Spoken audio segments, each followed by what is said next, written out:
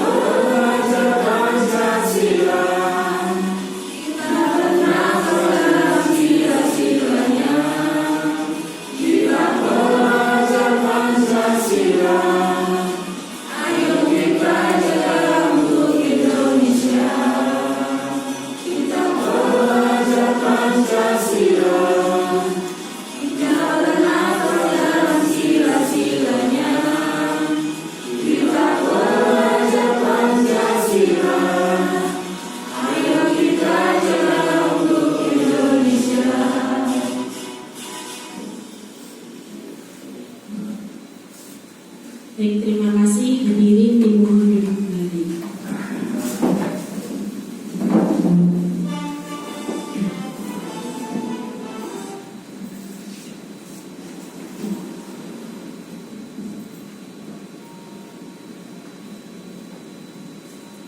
Baik, untuk acara selanjutnya yaitu mengenai kesepakatan acara sosialisasi hari ini.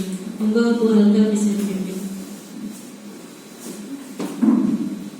Baik, sebelumnya Assalamualaikum warahmatullahi wabarakatuh. Waalaikumsalam warahmatullahi wabarakatuh.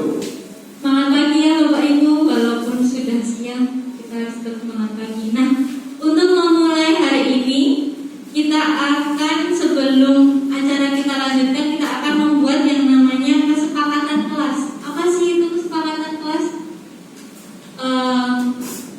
Kalau di dalam suatu acara, di dalam suatu ruangan, kalau kita sudah ada kesepakatan sebelumnya, oh nanti di kelas itu mungkin Pak Irfan, dia itu dari tadi mainan HP terus, kok nggak ada yang ingetin? Kenapa? Karena kita nggak punya kesepakatan di situ. Jadi di sini sebelum kita mulai, mari kita buat dulu kesepakatan kelas. Kira-kira ada yang punya usul nggak?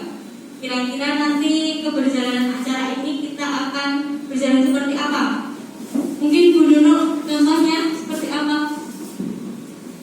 Contohnya ya, misalkan nanti dalam workshop ini misalkan kita santai aja. Jadi nanti kesepakatan kita santai. Dan kesempatan kedua, monggo misalkan Bapak Ibu punya usul, saya boleh share dulu.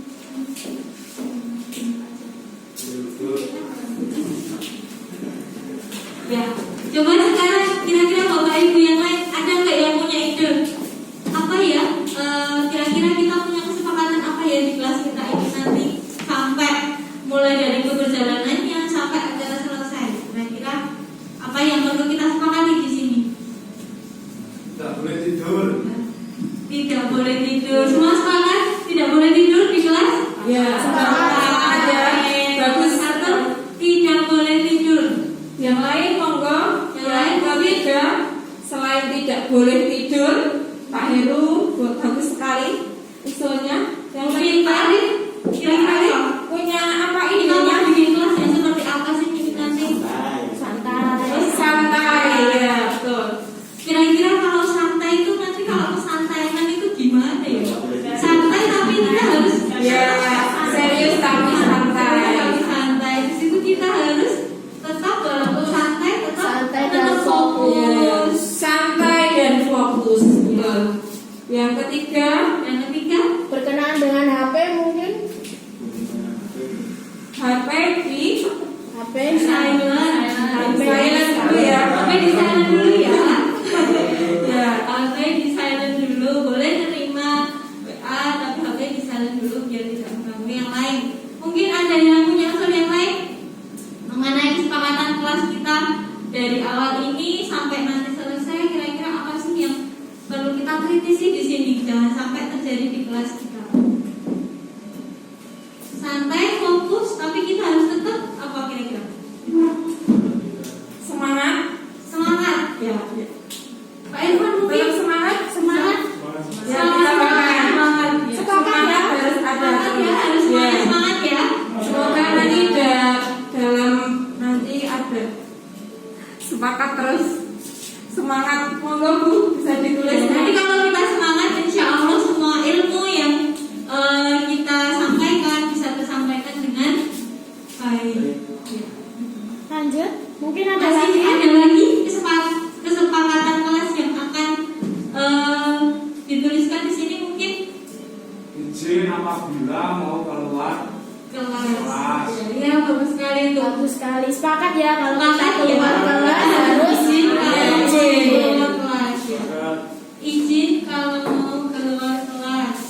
Izin keluar kelasnya. Ya. Mungkin itu ya. Sudah sudah mencakup 5 kesepakatan kelas kita. Apakah masih ada yang mau ditambahkan? Sudah ya, insya Allah sudah cukup. Cukup ya. Oke, jadi nanti selama keberjalanan acara kita, yang pertama kita nggak boleh tidur. Kita santai aja, tapi kita tetap berusaha fokus dengan materinya. HP-nya di silent, lalu semangat, terus bersemangat. Dan yang terakhir, kalau mau keluar kelas kita harus izin ke pemateri, gitu ya? Iya. Lalu untuk selanjutnya kita langsung saja ke materi.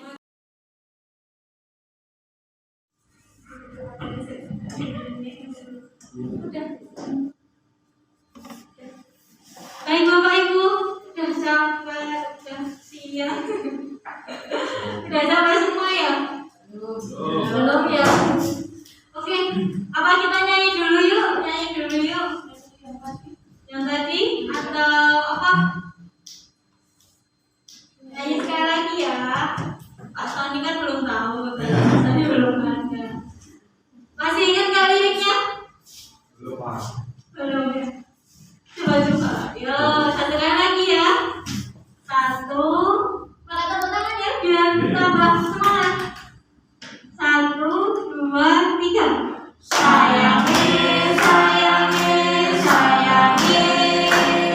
Ayo kita keluar sampai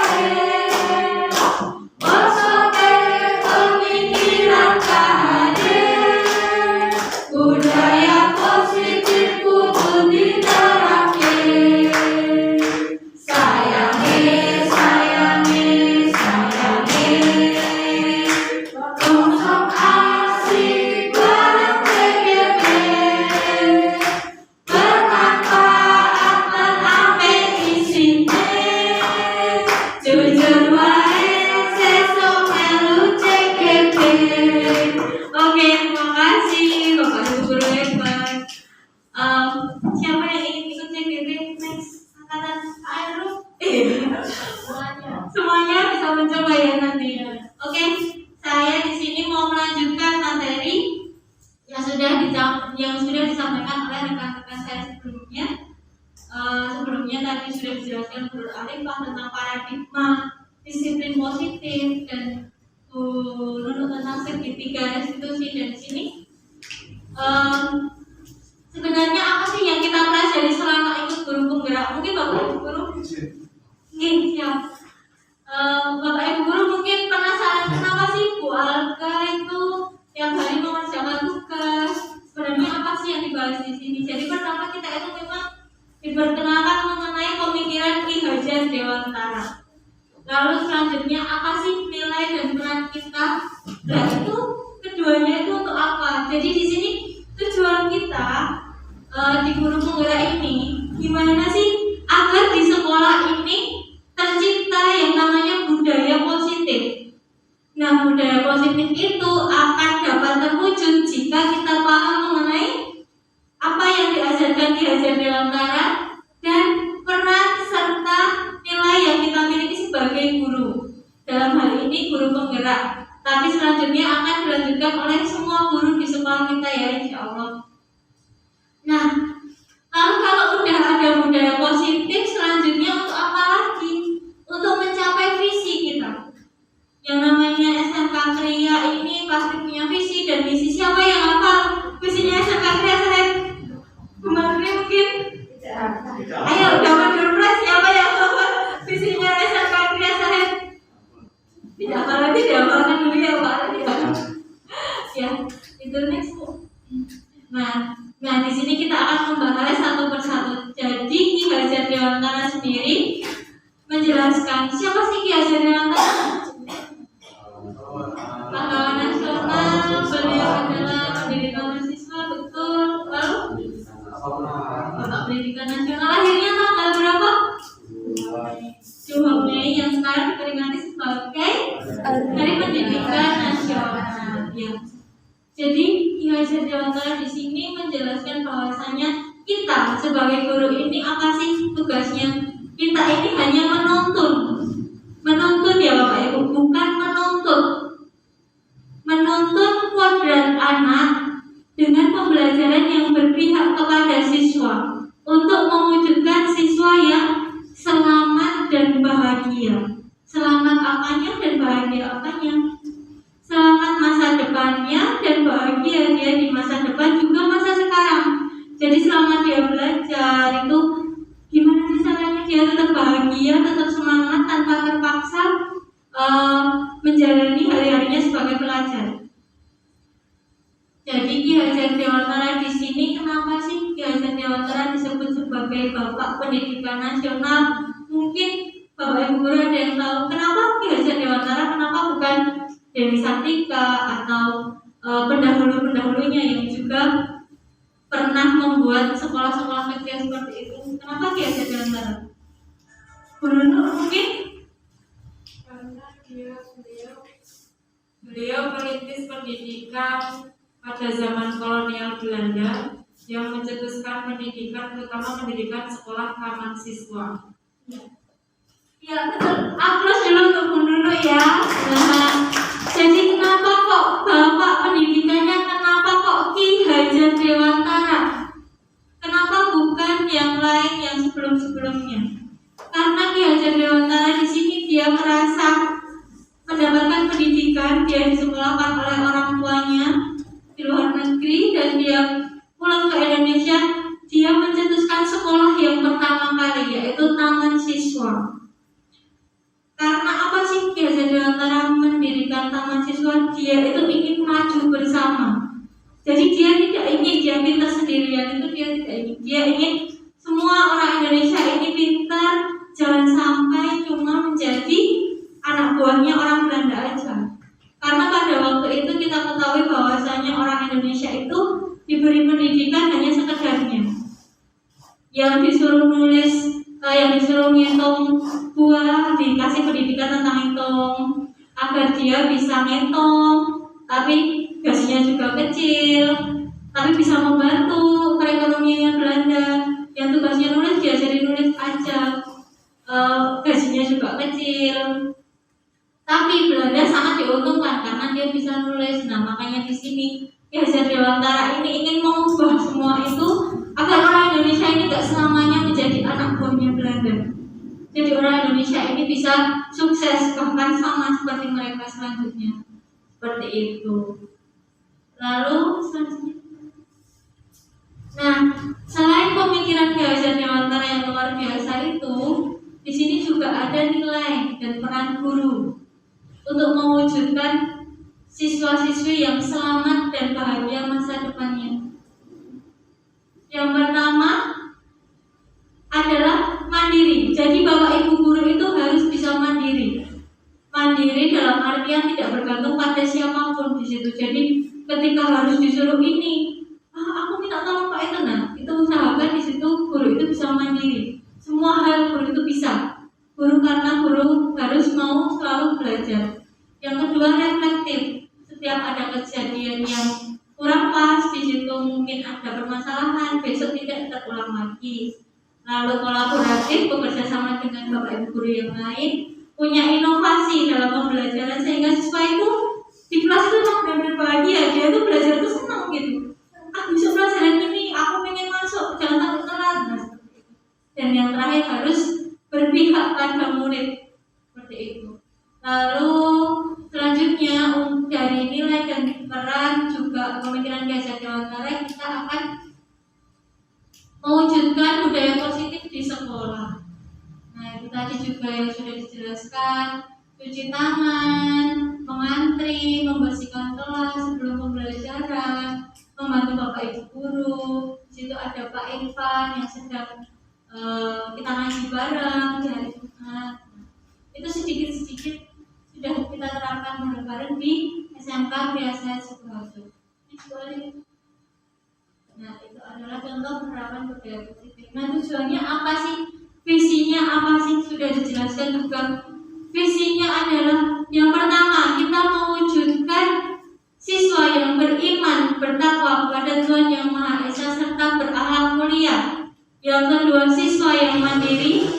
Lalu siswa yang bernalar kritis, siswa yang berkebinekaan global, siswa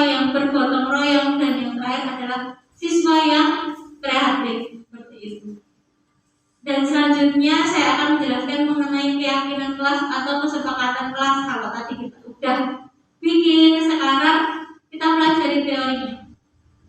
Mengapa disebut keyakinan kelas? Kenapa tidak disebut sebagai peraturan kelas? Coba Pak Alif, kenapa? Kenapa kok kita bikinnya itu kesepakatan kelas atau keyakinan kelas? Kenapa bukan peraturan di kelas? Peraturan kesan mengikat bahkan keyakinan itu tumbuh dari pribadi masing-masing. Iya, betul sekali ya. Betul sekali ya. Apa betul Pak Alif? Keyakinan itu tumbuh dari diri kita masing-masing.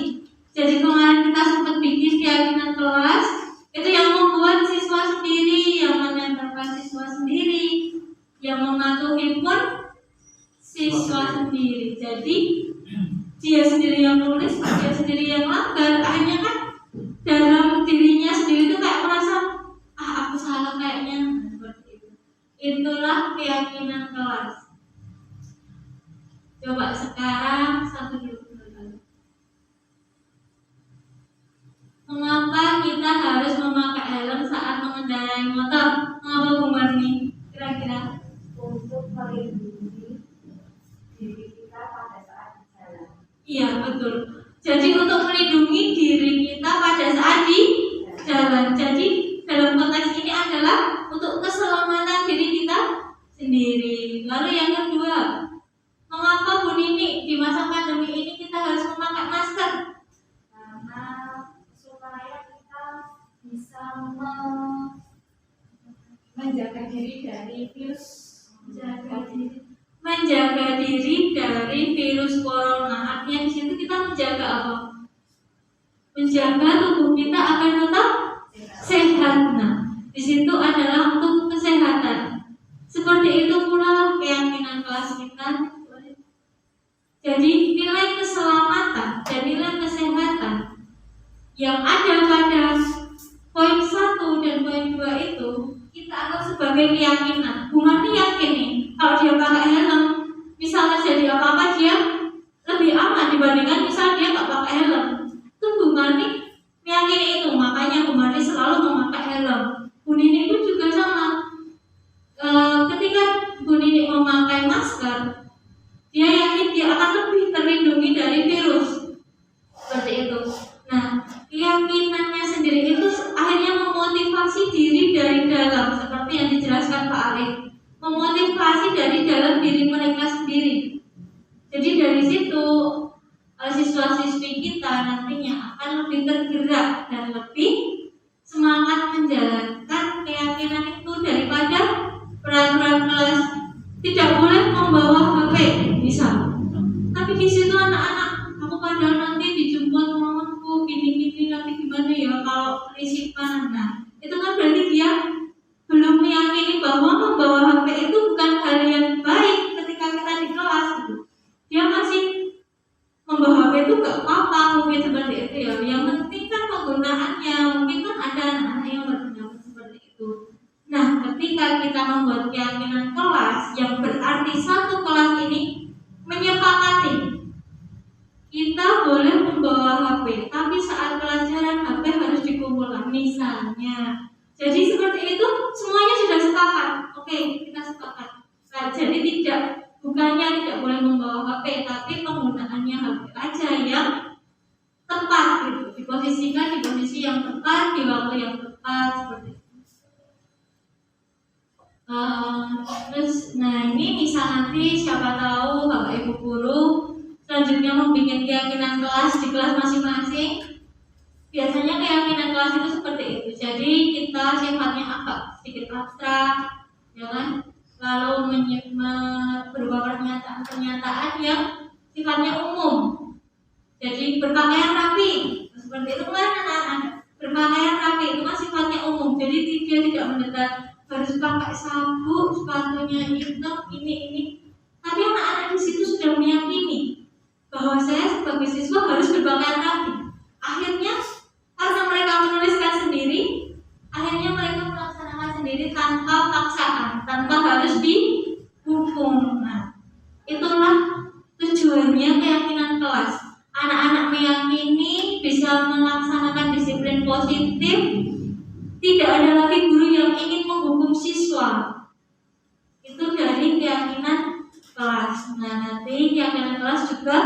berbentuk kalimat-kalimat positif dan bisa dibikin tidak terlalu banyak agar tetap bisa dijalani, karena kadang-kadang kalau terlalu banyak anak-anak kita itu juga pasti lupa.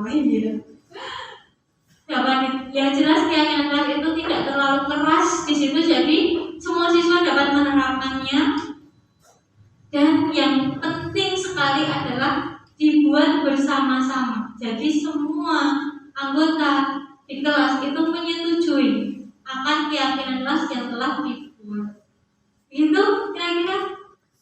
Nah, ini sebenarnya Pak Heru ini.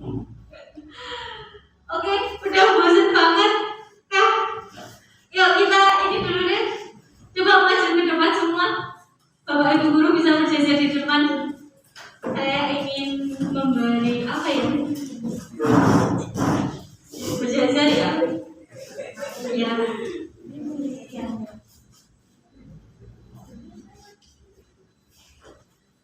Coba sekarang kita breathing dulu ya, sambil ini melanturkan otot yang dari tadi duduk. Coba saya ingin, teman-teman mungkin juga ingin tahu apa sih sisi positif dari diri Anda. Coba dikasih nama dulu Bu Alif, apa sisi positif dari Bu Nur Alifah? Bisa maju ke depan ya, yang cekatan. Adakah dari Bapak Ibu guru yang merasa cekatan juga? Bisa ikut maju ke depan. Nah, ya. Misal kemarin juga merasa cekatan, jadi bisa ikut maju ke depan seperti itu. Silakan Pak Irfan, bisa langsung bergabung ke depan. Sebelahnya Pak Sani.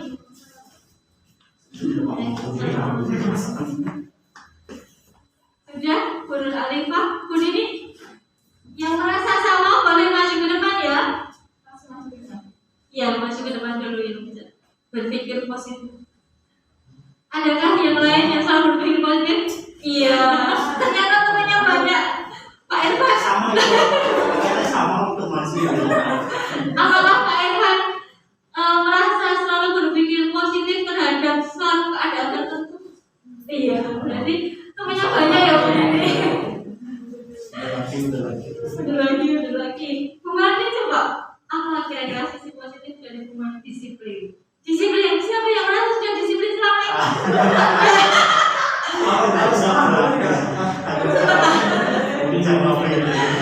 Nah, yang hebat adalah yang seperti ini ya. Hal positif yang ternyata orang lain itu belum bisa melakukan. Ternyata hubungan di sini bisa melakukan.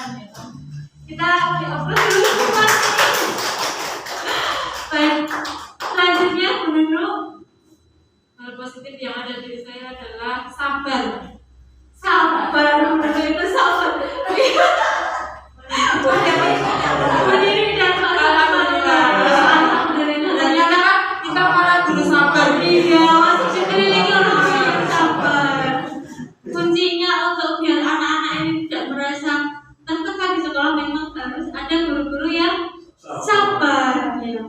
Pak Sony, apa kira-kira ini sambil kita sisi positif saya kemungkinan tetap tenang di segala kondisi dan situasi. Wah, keren sekali. Tetap tenang di segala kondisi. Siapa yang bisa tetap tenang di segala kondisi? Ini kalau ibu-ibu kayaknya impossible ya tetap tenang dalam segala kondisi. Anaknya udah gitu banget gitu. Teriak-teriak. Wes, aku tak payung, mungkin seperti itu ya kalau bapak-bapak. Kalau ibu-ibu susah itu tetap tenang di segala kondisi. Kira-kira Bu Alif kalau anaknya tiba-tiba panas gitu gimana?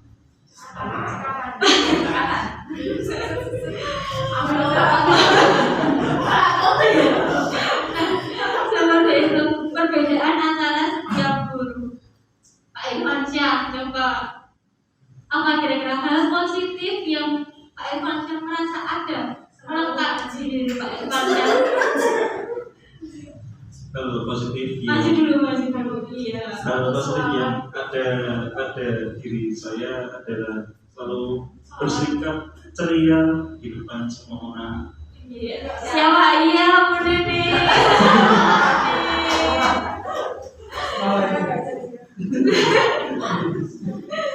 Ini harus saya sih cuma berarti. Oke, kemudian terakhir Pak Alif.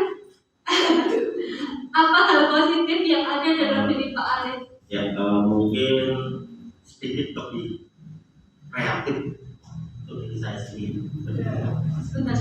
Saya agak tidak bisa paham.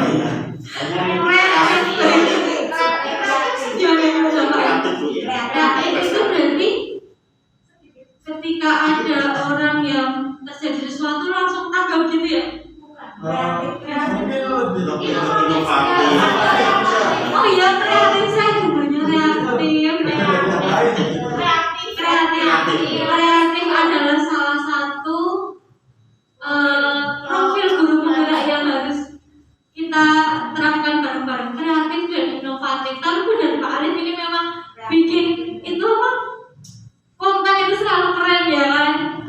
Iya. Oke baik, Bapak Ibu guru, kira-kira siapa yang ingin mengungkapkan saya itu sabar? Kalau ukurnya saya sabar itu seperti apa nanti saya kasih hadiah. Siapa yang ingin mengungkapkan Pak Sony? Tenang, contohnya tenang itu seperti. Oh Pak Irfan, silakan. Sabar dulu ya. Iya, silakan. Tapi contohnya di sebelah sini aja. Boleh. Iya.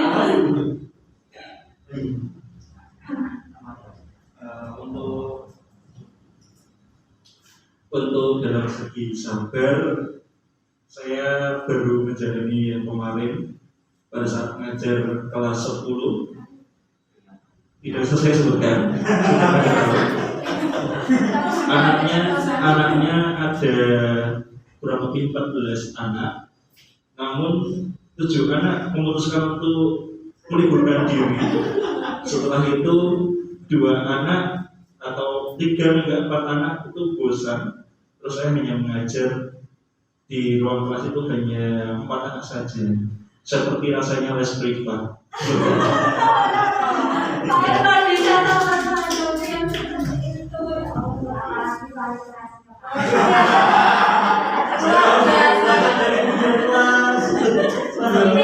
ini sedikit untuk. Baik, terima kasih Bapak Ibu. Kau boleh kembali ke tempat nanti kecapean berbicara boyongan kalau kata Agus ya. Ternyata Bapak Ibu ini punya pengalaman yang mungkin sifat yang menonjol. Kita kalau lihat Sumarni ini selalu gak pernah telat ya kan. Wah Sumarni ini orangnya sangat disiplin. Jadi ada satu sifat yang pasti menonjol dari diri kita. Bu Nini, ya Bu Nini ini senyum terus, kapan sih Bu Nini marah gitu kan, kita gak pernah lihat Bu Nini kapan marah. Dan sekarang saya ingin menanyakan, kalau itu mengenai ciri khas Bapak Ibu guru semua sekarang, Bapak Ibu guru pernah gak sih dulu ketika sekolah merasa pernah mengecewakan Bapak Ibu gurunya sampai terkenang sampai sekarang, sampai kalau ketemu itu rasanya ya ampun Bu, saya mohon maaf gitu. Ada Pak Arif ya, mau Pak bisa diceritakan? Itu saya itu masih kelas 2 SMA, tapi kelas 11 sekarang.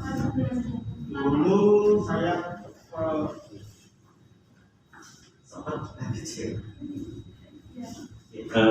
sempat buat kecewa, yaitu wali kelas saya itu guru PKN sejarah, namanya Guru Salima, Guru Sari, Bu Sri Rosanawati.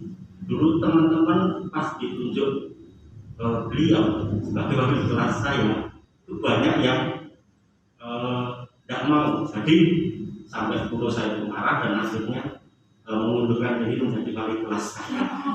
Seperti itu kelakuan saya di situ. Ya, tapi kenangan-kenangan manis yang saya dapat dari sini banyak, termasuk Umami, guru saya, dan ada Pak.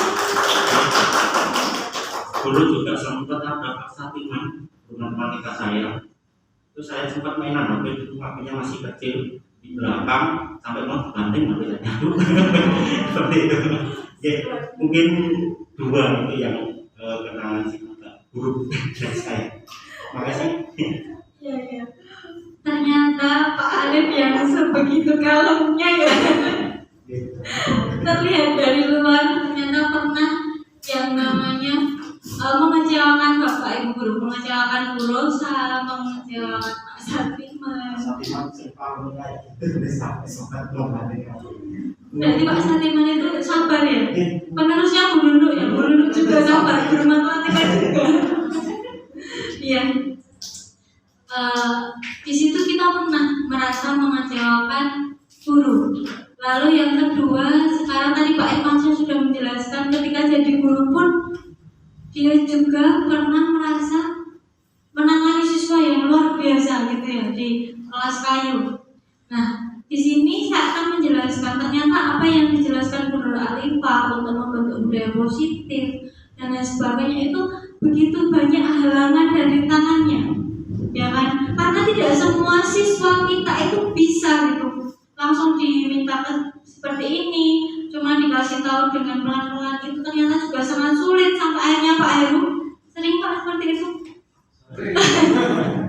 Ya kan? Ini kan sifatnya menghukum dengan perilaku ya, benar-benar sampai memang si anak ini gak bisa kita bilangin pelan-pelan dari hati ke hati itu sudah gak bisa, sampai akhirnya Bapak Ibu guru harus menghukum siswa. Nah, selanjutnya menurut bisa dikatakan.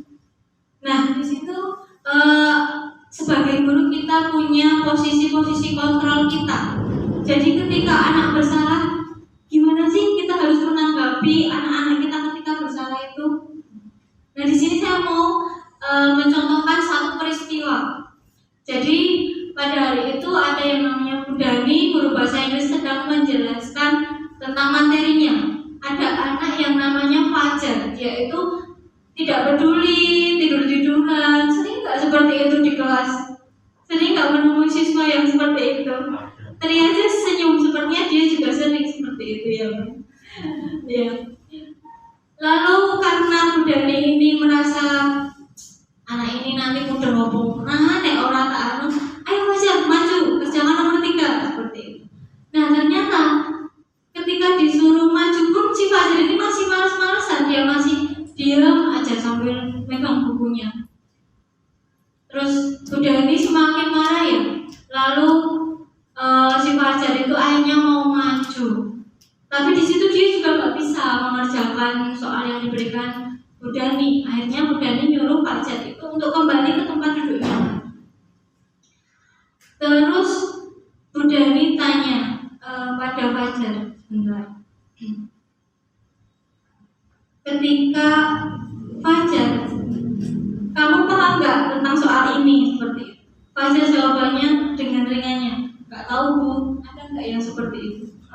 Langsung aja jawab, nggak tahu Bu. Aman ya kan kalau udah bilang nggak tahu. Terus Ibu Bu Dani ini saking sabarnya dia cuma menjawab Bu Dani, Fajar kamu ini gimana sih? Kamu ini pitole gitu ya. Lalu saya mungkin kamu gak kasihan tole sama ibu gitu. Ibu itu udah capek-capek ngajarin kamu kok gak kasihan? Siapa yang dengan selembut itu sama siswanya? Bu Nini mungkin ya. Kalau Pak Heru kayaknya gak mungkin seperti ini. Pak Heru coba kira-kira kalau ada siswa seperti Pak Heru itu, kira-kira Pak Heru gimana? Kira-kira Pak Heru apa yang akan Pak Heru lakukan ketika ada siswa seperti Fajar di kelas Pak Heru? Kalau ada siswa seperti itu, saya suruh cuci muka biar tidak males-malesan, dan dengan cuci muka akhirnya kan fresh gitu, fresh terus bisa mengikuti pelajaran seperti itu. Seperti yang harusnya ini yang masih malas-malasan itu. Kalau saya itu saya suruh cuci muka itu dikasih ya penanganan dulu apa solusinya, ya anak itu menjadi fresh terus fokus gitu. Ya, terima kasih Pak Heru. Jadi ini Pak Heru ini adalah pakar solusi ya, saking lamanya di kesiswaan gitu. Jadi anak ini suruh cuci muka dulu, lalu suruh mengikuti pelajaran lagi, kira-kira masih ngantuk apa enggak. Nanti kalau masih ngantuk baru itu Pak Heru pasti udah gak kuat pengen nah kita boleh kayak gitu. Nah ini, dan di sini sebagai guru itu kita memiliki beberapa posisi kontrol yang harus kita miliki. Next Bu Amin. Jadi ini garis besar cerita tadi. Nah kalau seperti Bu Fajar tadi memiliki 3 posisi kontrol. Pertama Bu Fajar tadi menghukumnya dengan apa? Disuruh maju, ya kan? Karena dia malas-malasan dia dihukum kerjain soal. Lalu yang kedua, membuat si Fajar ini merasa bersalah dengan kalimat gimana Fajar kamu gak kasihan sama ibu. Nah itu sebenarnya di sini mengetuk hatinya Fajar. Kasihan gak sih ibu gurunya sudah jelasin dari tadi, dia cuma tidur-tiduran aja seperti itu. Lalu yang ketiga, sebagai manajer, di situ terlihat dengan Bu Dani itu meminta pertanggungjawaban Fajar. Kalau kamu bisa malas-malasan di kelas, tapi nilaimu bagus, oke. Tapi di sini kan nilainya Fajar jelek gitu, di mata pelajaran bahasa Inggris. Nah, jadi di sini posisi kontrol Bu Dani adalah sebagai penghukum, membuat orang merasa bersalah, dan sebagai manajer. Nah, di situ juga dijelaskan maka teori-teori gimana sih sebenarnya kita harus menangani siswa itu dijelaskan dalam posisi kontrol ini. Selain itu, jika Bu Dani sebagai pemantau saja, Bu Dani pasti di sini akan mencatat perilaku Fajar, lalu mengawasi selanjutnya dia masih seperti itu atau enggak. Jika Fajar masih enggak kooperatif, dijak ngomong orang gelem, orang nyambung, dia akan menghukum Fajar sesuai dengan keyakinan kelas yang sudah disepakati sebelumnya. Jadi itu adalah hal-hal yang bisa kita lakukan ketika kita menghadapi masalah saat menjalankan budaya positif di sekolah. Seperti itu. Nah, ini saya jelaskan. Jadi 5 posisi kontrolnya itu, yang pertama sebagai penghukum. Ini kalau siswanya udah kebangetan, dipotong orang belum potong, akhirnya Pak Heru ambil gunting, potong semua anak laki-laki. Sak potong-potongnya, yang penting di situ rambutnya sudah rapi. Itu yang terakhir. Sebelumnya kita bisa membuat anak-anak itu merasa bersalah dulu. Jadi di sini untuk membuat merasa bersalah, guru harus berbicara lebih lembut, memecah keheningannya. Jadi pelan-pelan dari hati ke hati seperti itu. Lalu yang ketiga, guru juga bisa bertindak sebagai teman. Misalkan di sini anak ini udah sering banget telat. Misal pun ini deketin siapa ya, Bu? Risi ya bisa. Lain, kamu nek bangun sekolah jam berapa kali? Nah seperti itu. Kamu kok telat terus itu? Kalau kamu sekolah naik apa? Gitu ditanyain. Saya itu sepedanya pakai dibuat ngantar adik saya dulu ini. Nah seperti itu, nanti ibu gurunya bisa memberi solusi kepada Risi. Jadi kamu harus bangun lebih pagi, adikmu kok anterin lebih pagi, jadi kamu gak terlambat. Besok pagi Bu Nini telepon jam 5 biar kamu bangun, bisa. Nah itu mencari solusi sebagai teman. Jadi Risi diumpamakan temannya Bu Nini. Kalau teman itu kan mengingatkannya, Bu Alif, kamu itu jangan main HP terus, toh nanti kamu gak ngerti loh pelajarannya. Nah kalau teman kan seperti itu ya. Tapi kalau guru kan, ayo yang main HP, Alif maju, bisa seperti itu. Nah ini bisa kita posisikan sebagai teman. Jadi kalau sebagai teman itu lebih santai, lebih tenang, mungkin malah lebih masuk ke hati anak-anak. Lalu yang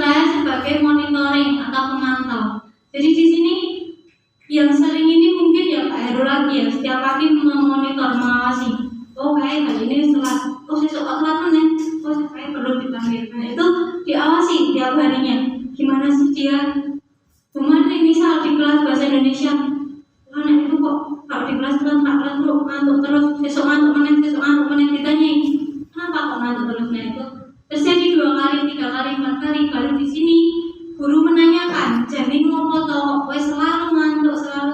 Nah, itu sebagai pemantau. Dan yang terakhir ini mungkin posisinya bisa diposisikan seperti bapak kepala sekolah atau ibu kepala sekolah ya. Jadi manajerial di situ dia menjadi manajerial ketika siswa sering terlambat, ditangani Bu Nini sebagai wali kelas, dia masih terus terlambat, akhirnya diserahkanlah kepada bapak kepala sekolah di situ.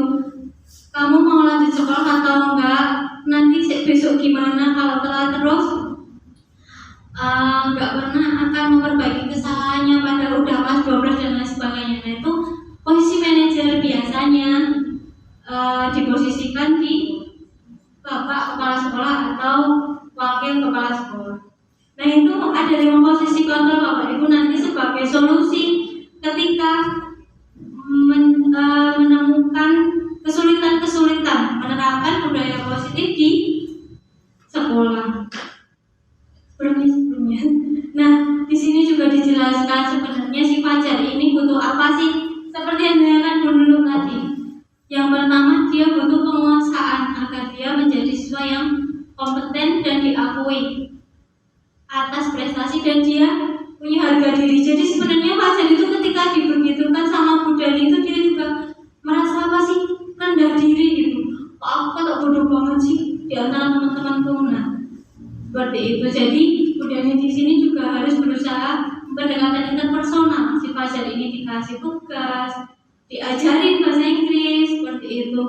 Lalu yang kedua, cinta dan kasih sayang. Jadi pada dasarnya Fajar ini melakukan hal-hal yang mencolok, yang berbeda dengan teman-temannya itu kenapa sih? Dia ingin mendapat perhatian, ya kan? Kadang-kadang kita itu cuma pikirnya jeleknya saja, positifnya kita nggak lihat. Anak ini sebenarnya di rumah itu nggak diperhatikan, mungkin orang tuanya sibuk kerja. Jadi ketika di sekolah dia seperti itu kenapa sih? Dia butuh perhatian dari bapak ibu guru. Itu yang harus kita pahami bareng-bareng gitu ya. Apa sih sebenarnya kebutuhan siswa kayu gitu ya, Marni? Sebenarnya siswa saya itu butuh apa sih gitu kok? Kenapa susah sekali gitu? Nah, terus selanjutnya jika terjadi permasalahan ini bisa diselesaikan dengan segitiga restitusi. Sudah dijelaskan oleh teman saya sebelumnya. Jadi yang pertama kita lihat dulu, validasi tindakan dulu. Apa sih jalan keluarnya? Bisa jalan keluarnya cuci muka dulu keluar. Nah seperti itu. Lalu kalau masih terjadi lagi, kita tanyakan sebenarnya Fajar kalau ingat enggak? Kita udah pernah loh bikin kesepakatan kelas gitu. Terus apa kira-kira kesepakatan kelas yang sudah kamu langgar Fajar? Nah seperti itu. Nanti baru selanjutnya memberi penguatan kepada Fajar. Jadi Fajar ini pun juga butuh dikuatkan gitu. Dikuatkan bahwasanya bukan hanya Fajar kok yang pernah berbuat seperti itu. Teman-teman yang lain itu juga pernah gitu melakukan hal yang sama. Jadi Fajar jangan sampai menjadi rendah diri, minder, malu sama teman-temannya. Nah itu kita harus kuatkan lagi dirinya Fajar, dan dengan begitu dia akan merasa, oh bu guru ini juga perhatian sama saya walaupun tadi habis marah-marah. Nah itulah penanaman karakter agar siswa ini mampu bertanggung jawab. Nah itu sudah bosan banget ya Bapak Ibu. Saya balik next. Nah nantinya kita akan mengarah kepada budaya positif apa sih yang harus terbentuk di sekolah kita ini. Jadi yang pertama kolaborasi antar guru dulu. Antar guru dulu kita harus saling kolaborasi, menyatukan pendapat, membuat kesepakatan yang semuanya menyepakati. Dari situ nanti akan terbentuk kolaborasi guru dengan siswa. Jadi semuanya bersatu padu untuk menerapkan budaya positif di sekolah. Harus selanjutnya bernalar kritis. Bernalar kritis ini cocok sekali untuk Pak Alif ya. Orang yang kreatif dan bernalar kritis itu yang penting nantinya. Jadi oh ini ditambah itu, ditambahkan kajian setiap Jumat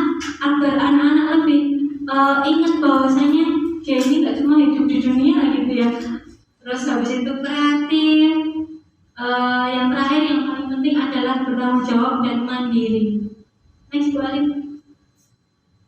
Lalu kira-kira refleksi. Coba Bu Nini, di situ ada ya? Bu Nini aja deh. Kira-kira refleksinya apa? Hasil dari selain dari di situ kira-kira apa? Refleksi itu hasilnya. Jadi contohnya yang pertama, perasaan Ibu Dani setelah kejadian pasti Ibu Dani sangat kecewa dengan sifat Fajar. Dan mungkin Fajarnya itu biasa aja, tapi gurunya itu masih kepikiran, kok anak siswaku bisa kayak gitu, itu apa sih yang salah dari aku mempelajari mereka itu apa, seperti itu. Terus di sini juga latar belakangnya pada pembelajaran bahasa Inggris. Nah seperti itu, nilainya jelek, lalu Bu Dani memberikan hukuman. Dan ke depan yang paling penting dari semuanya, refleksinya adalah ke depan Ibu Dani harus membimbing Fajar melaksanakan pendampingan dengan alur segitiga restitusi dengan menstabilkan identitas, menanyakan keyakinan kelas, memvalidasi kesalahan, yang akhirnya nanti Fajar dapat menemukan jalan keluar. Bagaimana dia akan menjalani kehidupannya di sekolah ke depan, seperti itu. Sudah nanya? Ini yang terakhir tidak lanjutnya nanti memotivasi Fajar jadi apa yang dia inginkan. Selanjutnya Bu Dani membantu Fajar untuk tetap fokus itu. Oke, terakhir dari saya, terima kasih atas perhatiannya Bapak Ibu, sudah di terakhir kita ini menutupnya ya Bu. Baik, untuk materi saya mengenai posisi kontrol saya tutup. Terima kasih Bapak Ibu semuanya untuk perhatiannya. Semoga nanti bisa kita terapkan bersama-sama di sekolah. Wassalamualaikum warahmatullahi wabarakatuh. Waalaikumsalam warahmatullahi wabarakatuh. Alhamdulillah wasyukurillah, untuk acara pemateri hari ini selesai. Dilanjutkan sesi tanya jawab. Monggo Bapak Ibu yang bertanya. Insya Allah kalau pertanyaannya bisa kami jawab akan kami jawab. Tapi kalau tidak nanti kita belajar bersama, kita cari jawabannya bersama-sama. Monggo yang mau bertanya. Pak Irfan,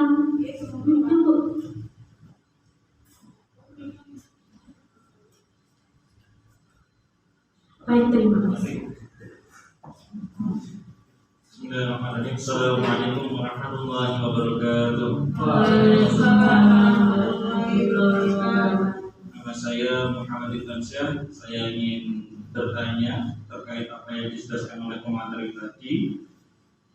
Terkait dengan kebudayaan positif, di sini saya masih guru baru dan saya ingin menjadikan anak-anak murid SMK PSR ini budaya positif ya. Tapi dalam penerapannya itu ternyata agak susah. Yang bagus dalam materi pendidikan agama Islam. Kalau yang tadi kan sudah dijelaskan kayak itu. Kira guru di sekolah untuk menangani siswa ketika budaya positif itu sulit diterapkan dan ada siswa-siswa yang masih melanggar, kira-kira 5 posisi kontrol apa yang bisa guru, Bapak Ibu guru posisikan gitu?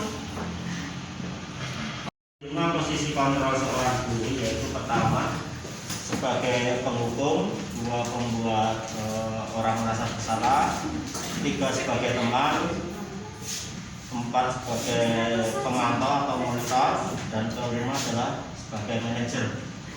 Itu Bu. Jelas sekali ya. Terima kasih Pak Ali. Terima kasih Bapak Ibu guru semua atas waktunya yang sudah diluangkan untuk acara ini. Semoga ilmu yang kita sampaikan bisa dimanfaatkan semaksimal mungkin nanti untuk siswa-siswa kita dan benar-benar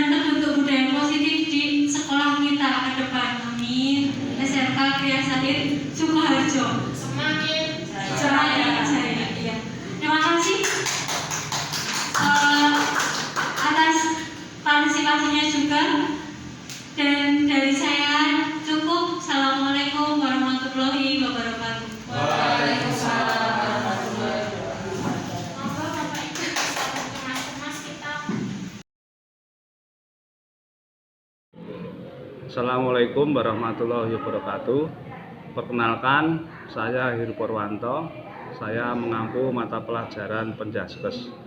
Setelah mengikuti kegiatan sosialisasi program guru penggerak mengenai pemikiran Ki Hajar Dewantara dan budaya positif, saya menjadi paham seperti apa pendidikan yang diharapkan saat ini dan bisa mengetahui budaya positif yang bisa diterapkan di sekolah. Semoga bisa dilaksanakan di seluruh ekosistem sekolah saat ini.